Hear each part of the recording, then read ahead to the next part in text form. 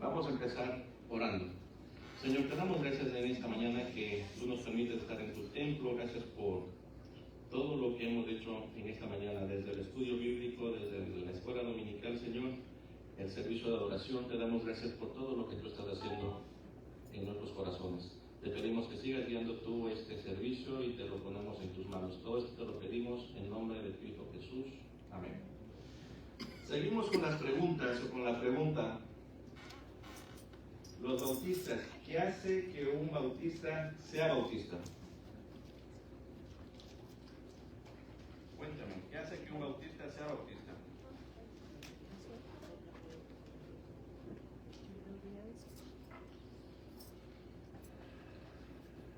¿Alguien lo tiene? ¿Alguien lo sabe? Ya hemos hablado un poquito. ¿Por qué somos bautistas? Hermana. A mí no me mire, yo tengo un mes de no venir. ¿Pero cuántos años tienen el Evangelio? Vale. Yo sé que desde hace más de 20 años, ¿no? Más de 20 años tiene ella. Ah, tú la conoces, ¿ah? ¿Y tú? ¿Por qué somos bautistas? Gracias. ¿Por qué eres bautista? No sé, no me acuerdo. Pero, Ok. pero yo sé que ella tiene más que yo en la iglesia. Ok, no hay problema.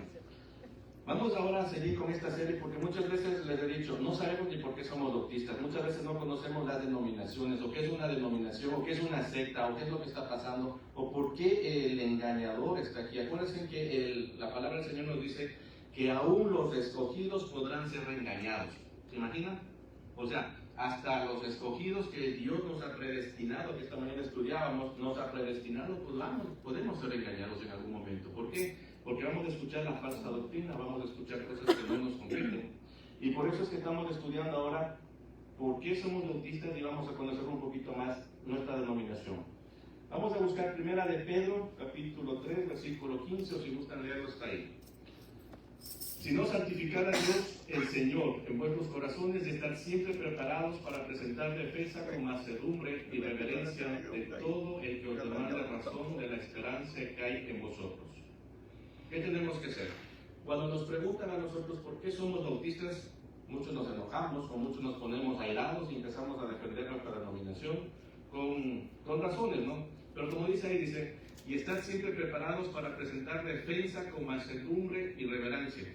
Así como cuando defendemos a Jesucristo, que cuando vimos la película Dios no está muerto, y hablaban en la película sobre el muchacho empezaba a defender que Dios o Jesucristo no está muerto, o Dios no está muerto, que habla la película, no entendía cómo pueden defender a Jesucristo, a Dios que no está muerto.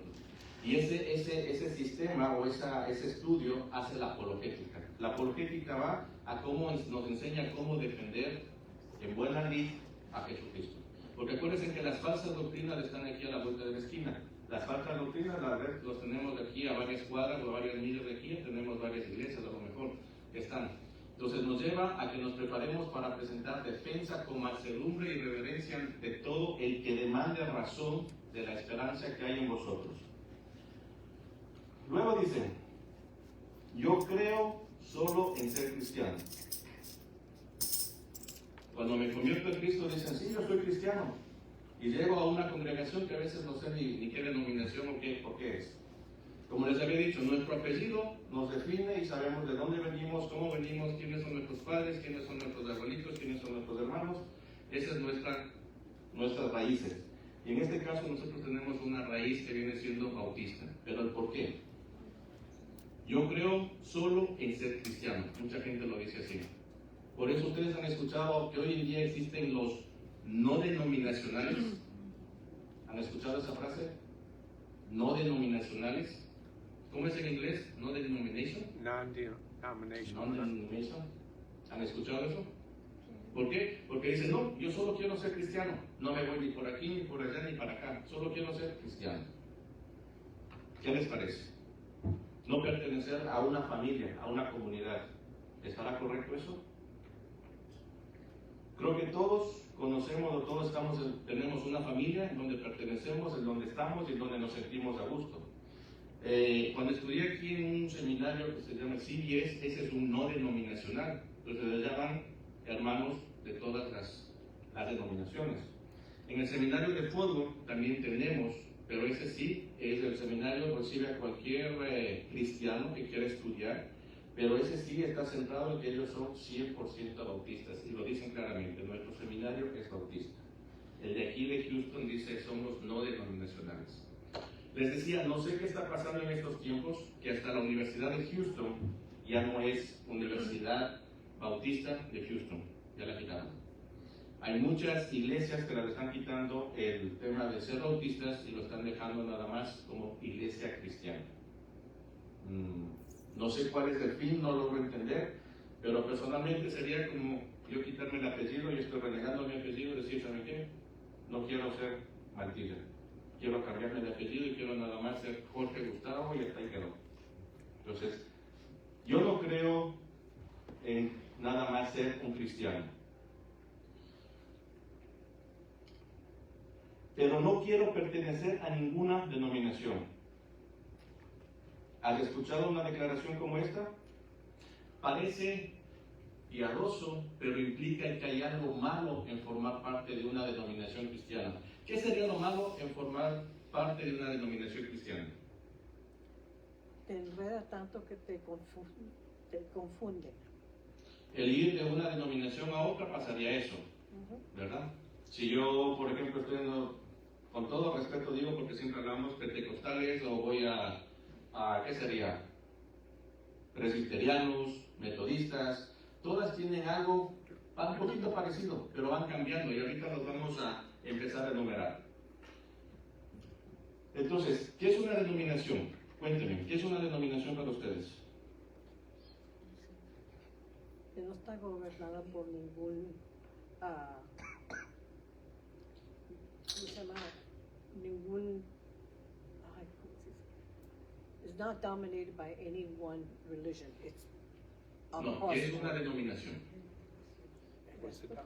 Más bien está. Les voy a leer lo que dice el diccionario. Dice, una denominación cristiana es un grupo organizado dentro del cristianismo que comparte una doctrina, una estructura de gobierno eclesiástico y prácticas de adoración similares.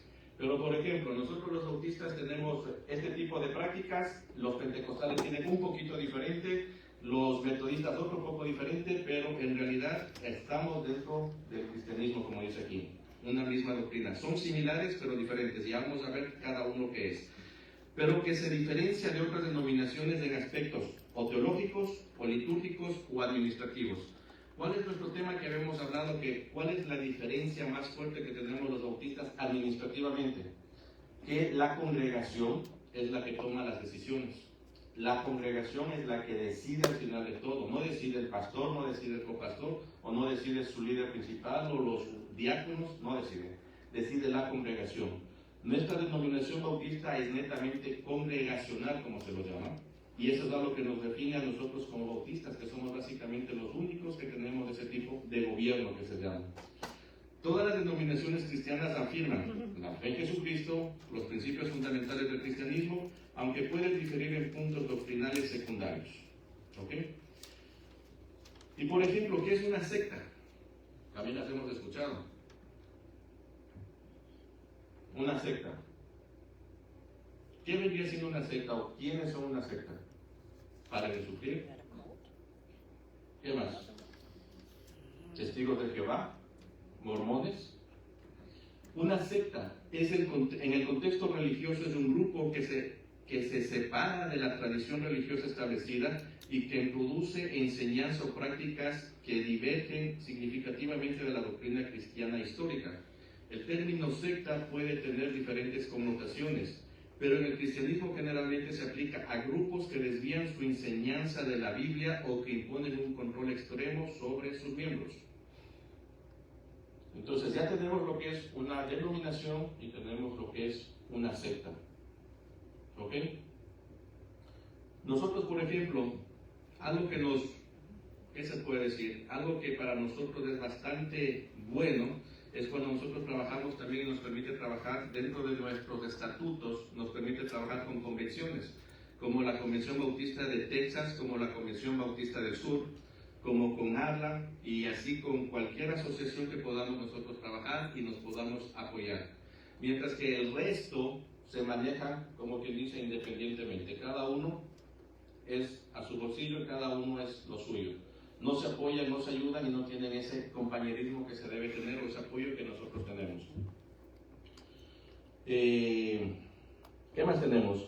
Las denominaciones son un hecho. O sea, muchas veces pensamos que las denominaciones no existían. Hace 15 días me hicieron una pregunta. ¿En la Biblia encontramos denominaciones? Cuéntame. ¿En la Biblia encontramos denominaciones?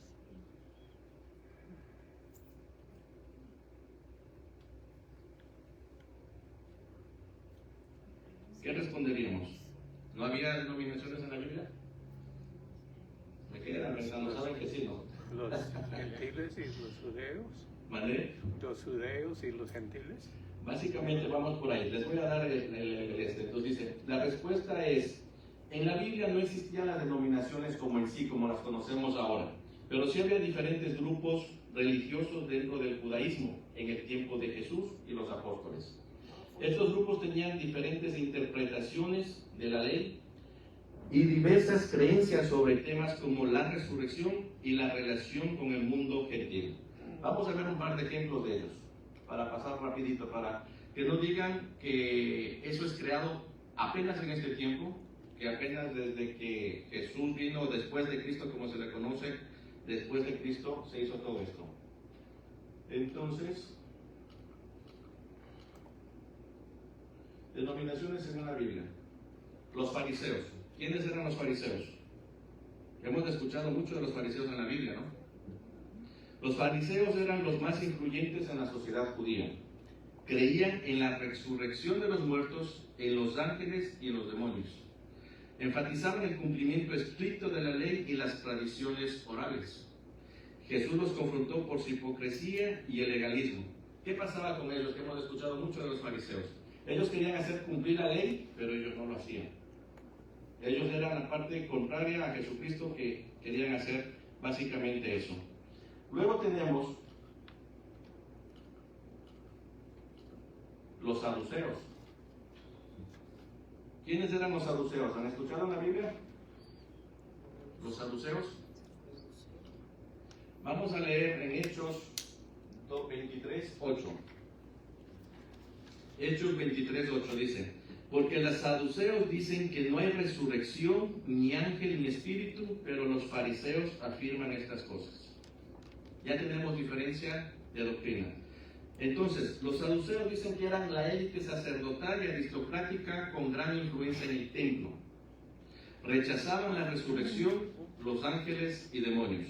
Solo aceptaban el Torá, los 5 libros de Moisés como escritura, y chocaban con Jesús y los apóstoles por su incredulidad en la resurrección.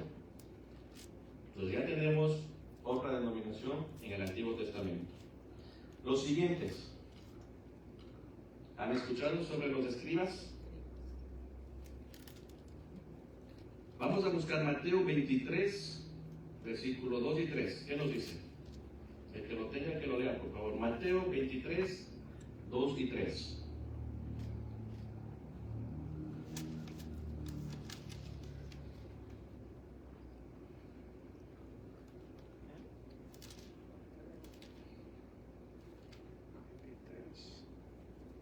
¿Amén?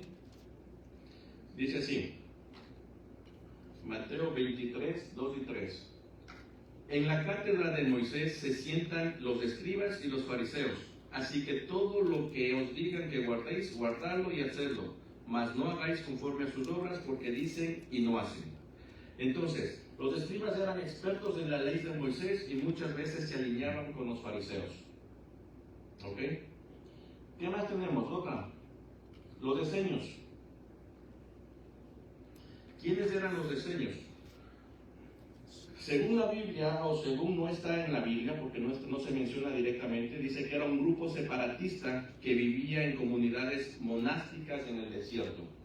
Creían en la pureza ritual y esperaban la llegada de 2 Mesías, uno sacerdotal y otro real. No son mencionados en la Biblia, pero algunos piensan que Juan el Bautista pudo haber estado influenciado por ellos. ¿Y por qué? Porque los esenios eran una secta judía del siglo I que vivían en comunidades muy aisladas, practicando la pureza y esperando la llegada del Mesías. Hay unas referencias que posiblemente dicen pueden ser para los esenios, pero habla básicamente de Juan, en la forma en que él vivía austeramente, qué es lo que comía, y vamos a buscar en Mateo capítulo 3, versículo 1 y 4. ¿Qué nos dice? Mateo capítulo 3, versículo 1 y 4. La descripción de Juan el Bautista viviendo en el desierto vestido, vamos a leerlo. Mateo 3, 1, 4. ¿Quién lo tiene?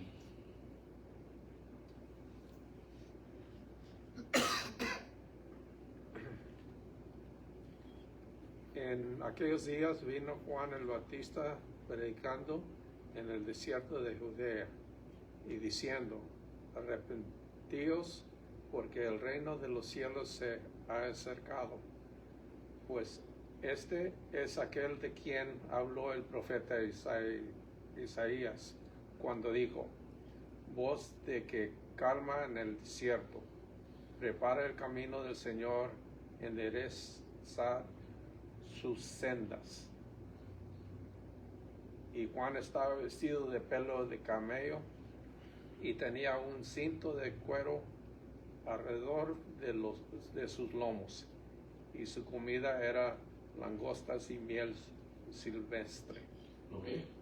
Entonces Mateo 3, 1, 4 dice que la descripción de Juan el Bautista viviendo en el desierto, vestido con piel de camello y comiendo langosta y miel silvestre, se parece a las costumbres de los esenios. Lucas 1, 80.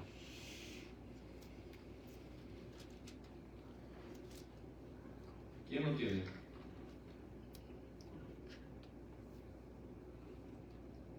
Y el niño crecía y se fortalecía en espíritu, y estuvo en lugares desiertos hasta el día de su manifestación a Israel. Ok. Aquí también nos está hablando, dice, de que el niño, que en este caso era Juan el Bautista, crecía en el desierto, lo que algunos teólogos apuntan a que es posiblemente también una conexión con los esenios. Entonces, básicamente tenemos esto. Los celotes. ¿Quiénes eran los celotes? El viernes vimos algo de los celotes. ¿Quién se acuerda el viernes en el estudio de los jóvenes? Eran extremistas para empezar. Era un grupo nacionalista radical que se oponía al dominio romano. ¿Se acuerdan en el video que vimos? En el video que vimos decía que le estaban enseñando al muchacho, en ese caso era Simón, era el ejemplo, Simón, a que se convierta en un asesino. ¿Y qué le mandaron? Le mandaron a matar a un romano. O sea, a ese punto de extremistas eran los celotes. Creían en una lucha armada para liberar a Israel. Uno de los discípulos de Jesús, Simón el celote, pertenecía a ese grupo. Vamos a buscar en Lucas capítulo 6, versículo 15. Lucas capítulo 6, versículo 15.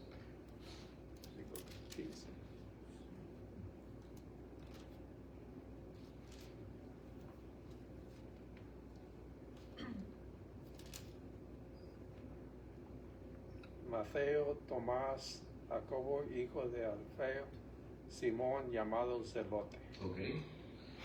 ¿Por qué se ponía celote? ¿O por qué se le bautizó con celote? En ese tiempo no había apellidos. Y se le ponía o se le daba de acuerdo a su profesión, o lo que trabajaban como pescadores, carpinteros, o de dónde venía, o de qué grupo pertenecía, como en este caso. Era un grupo y por eso le llamaban Simón, llamado celote. ¿Qué más? Luego vienen los cristianos. A ver, vamos a ver los cristianos ahora.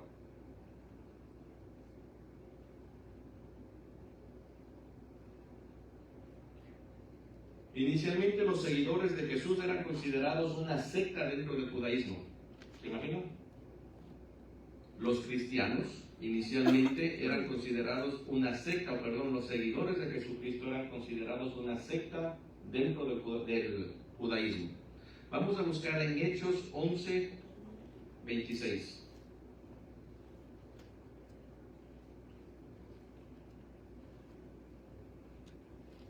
Que dice Hechos 11, 26.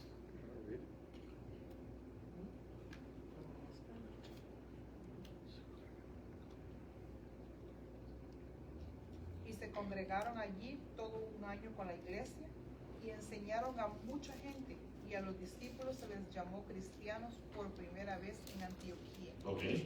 Entonces, ellos creían en Jesús como el Mesías y Salvador y aceptaban tanto a judíos como gentiles en la fe.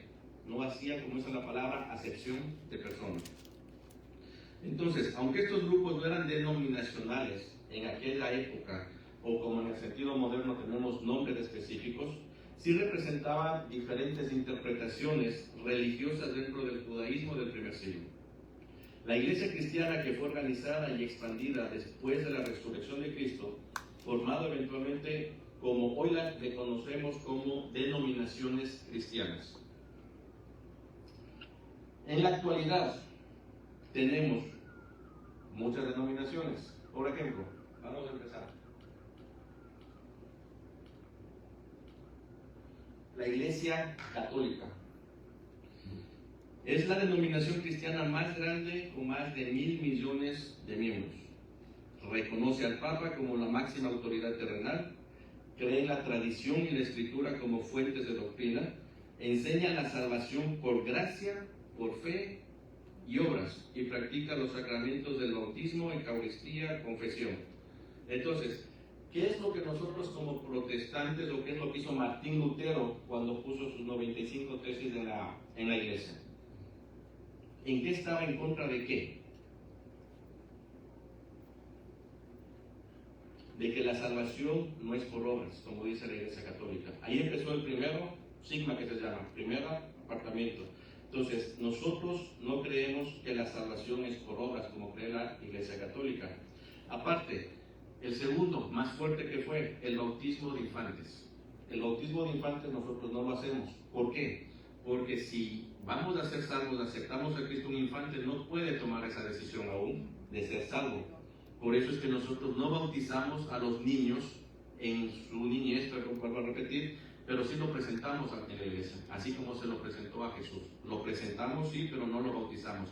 El niño o el joven en su edad adulta va a tomar la decisión de ser salvo y toma la decisión de obedecer y ser bautizado. Aparte, el bautizo es por inmersión para nosotros, mientras los católicos es por aspersión nada más. ¿Sí? Aunque ahora, si ven varios videos por ahí, hay niños que se caen en la... Lo siguiente, la forma de Eucaristía, la confesión. Nosotros no estamos con la confesión a un hombre. Nosotros, nuestra confesión es a Dios, directamente. Y así hay varias cosas que son de la Iglesia Católica que nos difieren mucho de ellos. ¿Han escuchado la Iglesia Ortodoxa? Muchas veces, antes de estudiar todo esto, pensaba que la Iglesia Católica, Ortodoxa y todo eso era lo mismo, pero resulta que no son lo mismo. La Iglesia Ortodoxa, dice, se separó de la Iglesia Católica en el gran cisma de 1054. Cisma quiere decir una separación completa. La Iglesia Ortodoxa tiene varias ramas. En griego, en ruso, tiene muchas partes en donde la Iglesia Ortodoxa es muy fuerte, dice. Su doctrina es similar a la católica, pero sin la autoridad del Papa. Esa ha sido la gran diferencia con la Iglesia Ortodoxa. Su liturgia es muy solemne y mística. También es la diferencia, muy mística. ¿Qué quiere decir místico? Quieren otras cosas aparte de Dios. Son cosas ocultas, cosas que no están tan claras, algo que no se lo conoce, algo que se deja mucho a la imaginación. Siguiente, tenemos los protestantes o protestantismo, dividido en varias denominaciones principales. Y empezamos, los luteranos. ¿Quiénes son los luteranos? Fundados por Martín Lutero en el siglo XVI. Creen en la salvación solo por la fe y la escritura como única autoridad. Mantienen algunos rituales tradicionales y como el bautismo infantil. Reformados, calvinistas, presbiterianos. Tenemos un montón de denominaciones, ¿no? Basados en la teología de Juan Calvino. Otro estudioso que dijo, a mí no me gusta esta forma, me gusta esta otra, dice, tiene una estructura de gobierno presbiterial dirigida por ancianos. ¿Qué quiere decir? No todo el mundo puede estar dentro de ese gobierno. nada más un grupo selecto. ¿Ok? Entonces, por eso les decía, nosotros es congregacional. Todo el que sea miembro de la iglesia bautista tiene derecho a voz y a voto para poder tomar una decisión en algún asunto, como lo vamos a hacer hoy día, tomar varias decisiones y vamos a ponerlo a votación. Luego dice, ellos enfatizan en la soberanía de Dios y la predestinación. Esta mañana estudiamos la predestinación. Eso es algo también que es un poco confuso entre que la predestinación habla que Dios conoce todos los que van a ser salvos, pero también dice Dios conoce los que también se van a perder. Y entonces, ¿para qué nos das? O sea, ahí hay la controversia de los teólogos en donde... Y entonces, ¿de qué nos sirve? Si ya sabe quiénes no van a ser salvos. Dios nos da el libre albedrío de tomar la decisión. Él no nos dice, la palabra del Señor también dice, no quiere que todos se pierdan. Y Él no hace excepción de personas. Entonces hay mucha gente que tergiversa y por eso una parte de la doctrina calvinista y presbiterianos es la predestinación. ¿Qué es la predestinación según la Biblia? Es un concepto bíblico que se refiere al hecho de que Dios, en su soberanía, ha determinado de antemano ciertos eventos, incluidos la salvación de creyentes. Entonces, vuelvo a repetir, según sabe quiénes van a ser salvos y quiénes se van a perder. Pero eso lo manejan los calvinistas presbiterianos. Los anglicanos. ¿Quién ha escuchado de la iglesia anglicana? Y hay un caso muy famoso hace años de un sacerdote anglicano. ¿Se acuerdan del padre que se enamoró de una muchacha y luego se casó, se salió de la iglesia y se fue a vivir a Florida? Padre Alberto, o Alberto, no sé cómo. Bueno, la iglesia anglicana, dice, se originó con la separación de la iglesia de Inglaterra del catolicismo. O sea, se salió del catolicismo y dijo, formamos la iglesia anglicana. Esta es una mezcla entre los católicos y los protestantes, porque tienen de los dos. Algunos grupos son más cercanos al catolicismo, mientras que otros son más pegados a los evangélicos. O sea, ellos tomaron las dos partes. ¿Por qué? Porque supuestamente si son católicos no pueden casarse. Pero esta iglesia permite casarse, tener su familia, pero también permite otro tipo de cosas. Entonces, juntaron las dos, lo que más les conviene, hicieron la iglesia anglicana. Volvemos al punto, son puntos de cada uno. Y mi pregunta en ese tiempo fue, o les pregunto, Dios nos dejó el libre albedrío para poder escoger en dónde nos sentimos más cómodos, o dónde nos sentimos mejor, o dónde escuchamos la sana doctrina. Como había puesto el ejemplo la hermana, llegó a una iglesia y tan pronto llegó, le pusieron reglas, normas y todo, y quiso salir corriendo. Dijo, antes que se termine el servicio, quiero escaparme de aquí porque esto no me suena bien, ¿verdad? Entonces, Dios nos dice, hey, ¿sabes qué? Ahí no es, vete para acá. A lo mejor ahí está. Es como, por ejemplo, les pregunto, ¿qué tipo de música le gusta, Jimmy, a usted escuchar? Country. Música country. Hermana, ¿qué música le gusta? ¿O le gustaba en el tiempo? Vayámonos al tiempo antiguo, antes de convertirse. La rumba. ¿Ya? Música que había en Cuba. Walter, ¿qué música te gustaba? La cumbia. La cumbia. O sea, si ese tipo de cosas nos está gustando, Dios es tan sabio que yo digo, nos va a poner algo que sea que a nosotros nos llame la atención para poder nosotros convertirnos a Cristo, aceptar a Cristo.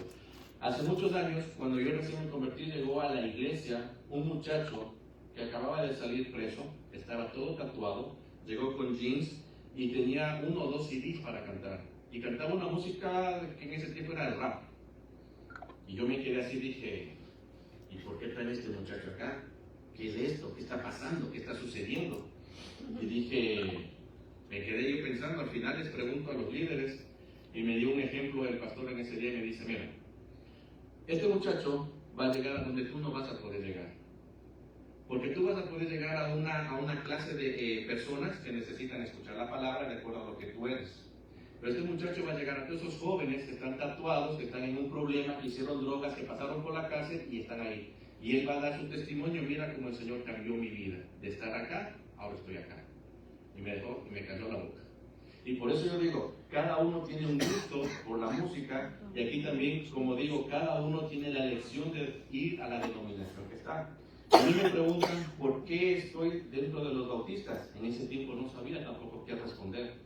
Hasta cuando uno se pone a estudiar y decir, ok, me gusta ser bautista porque estudiamos la palabra, no nada más la leemos superficialmente, la parte del culto, me gusta mucho lo que es la prédica, el estudio dominical, la escuela dominical. Me gustan los miércoles de oración, por ejemplo, y estudio bíblico, mientras otras denominaciones no lo tienen de esa manera. Nosotros como bautistas nos regimos más al estudio de la palabra, y eso es lo que me gusta. Y no me gustaba leer, el Señor puso todo eso en mí.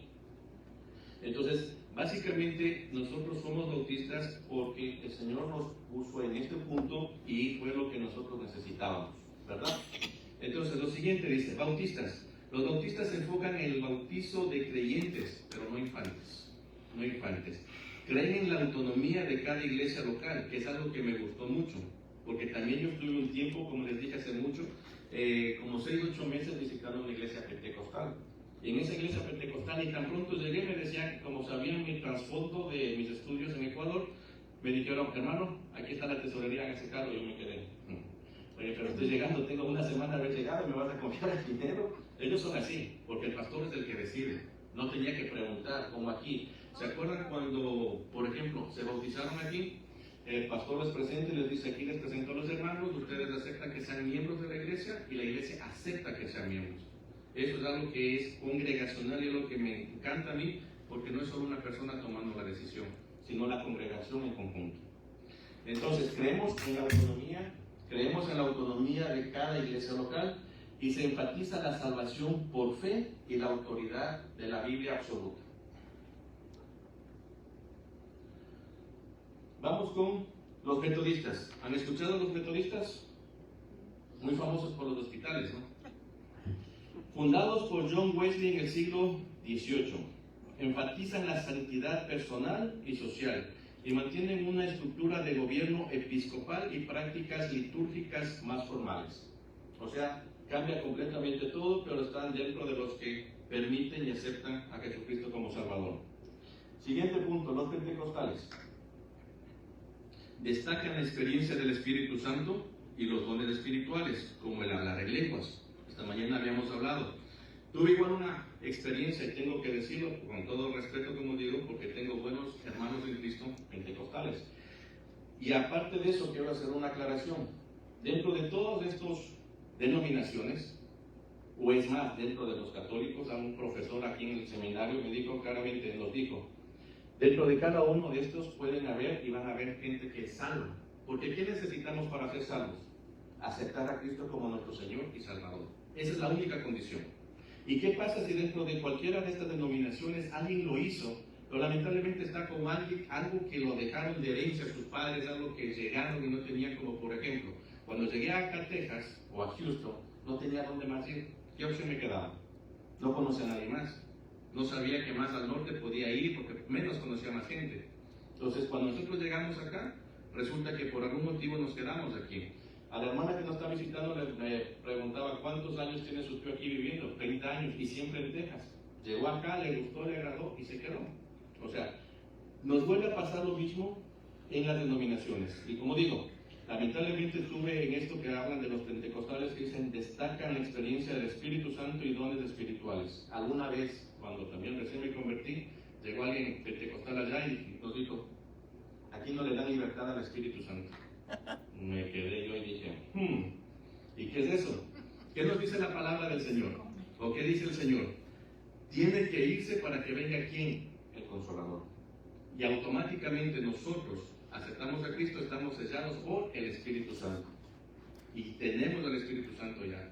¿Por qué muchas veces tenemos que decir, nosotros los bautistas no le damos libertad al Espíritu Santo? Y vuelvo a repetir, grandes amigos pentecostales, pastores y miembros, pero divertimos un poquito en eso.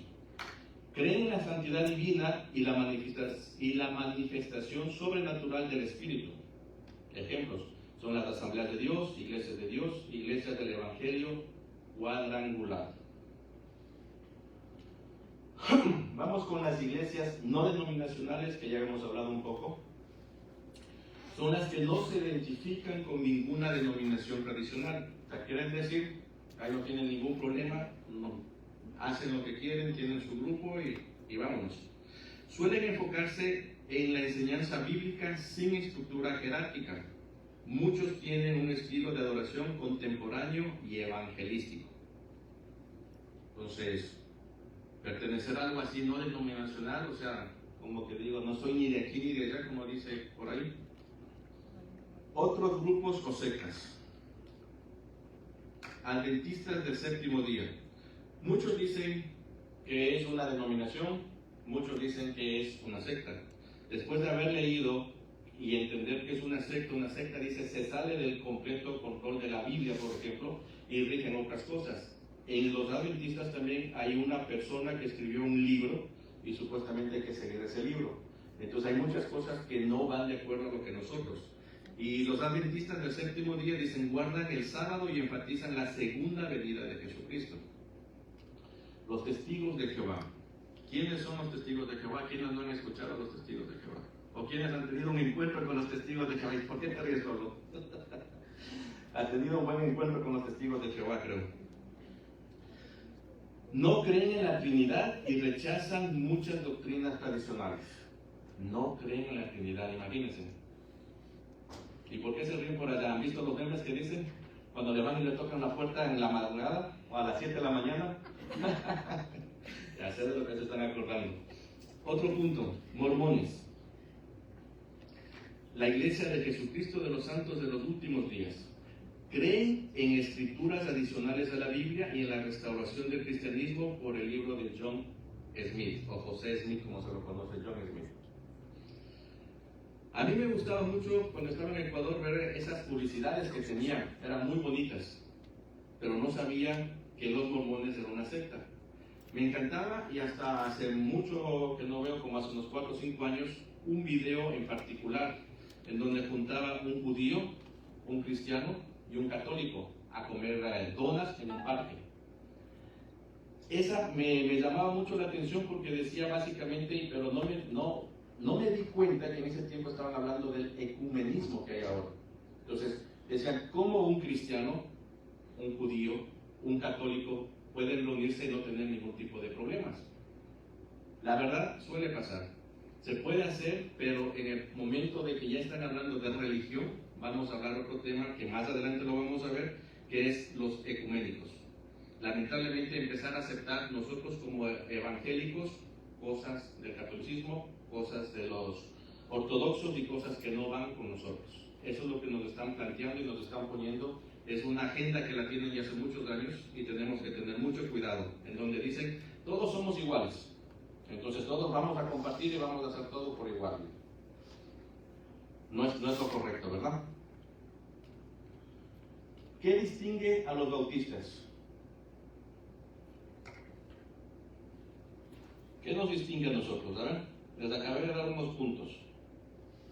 Que no bautizamos a Los los principios niños. bíblicos. Ok, creemos básicamente que la Biblia es nuestra norma y conducta. Eso es básicamente, hermana. Que no bautizamos niños. No bautizamos niños, bautizamos adultos ya que toman la decisión. Bautismo por inmersión. El bautismo por inmersión, no por aspersión. Somos misioneros. Somos misioneros, ok. Evangelizes. ¿Perdón? Listos. Evangelizes. Ok, también, El señorío de Jesucristo. correcto. Ok, básicamente, ¿qué hace que un bautista sea bautista? Y como acaban de decir todos, es una combinación de todo. La combinación que viene siendo de doctrinas viene siendo como una receta. ¿Quién cocina aquí? ¿O quién no cocina aquí? A ver. Siempre no cocinas. No cocina, porque cocina ella. La tiene agarrada conmigo. Ella cocina. ¿Cómo que tú te llamas? Ven la cocina. Ok. Los bautistas dicen somos como una receta. ¿Por qué somos bautistas? Porque tenemos de todo un poco que Dios ha puesto en nuestros corazones y estamos. Por ejemplo, dice, hay un conjunto distintivo de doctrinas y formas de gobierno. Para los bautistas, en cierta forma, es una receta bautista. Voy poniendo un poquito de aquí, un poquito de acá y todo de acá y por acá. Pero ¿qué pasa si, por ejemplo, estamos haciendo pan y no ponemos la harina correcta? No nos va a dar el pan. No lo da. ¿Qué nos da? Flatbread. ¿Mande? Se cae. Se cae. Entonces, ¿cuáles son más o menos la receta bautista o los ingredientes de los bautistas? Por ejemplo, la creencia en Dios y en Jesucristo como Salvador. Los bautistas sostenemos un punto de vista diferente al de la mayoría en este de aquí, porque nosotros creemos en Dios y en Jesucristo como Salvador. ¿Ok? Aunque la mayoría de cristianos declaran que el bautismo es significante para los cristianos, nosotros creemos en el bautismo por inmersión y de adultos. Otro punto, como decían ustedes. Entonces, creemos, parte de la receta, creemos en el señorío de Jesucristo, lo dijo la hermana, la suficiencia del alma, la salvación del pecado y de la muerte eterna, al perdón y vida eterna, solo por fe en Jesucristo, como el Señor y Salvador, quien es el que regaló por gracia de Dios. O sea, no por obras. Como muchos dicen, si haces buenas obras, si te portas bien, vas a tener salvación. No, nosotros única y exclusivamente por fe. El sacerdocio del creyente en todo lo que los que creemos en Cristo es otra.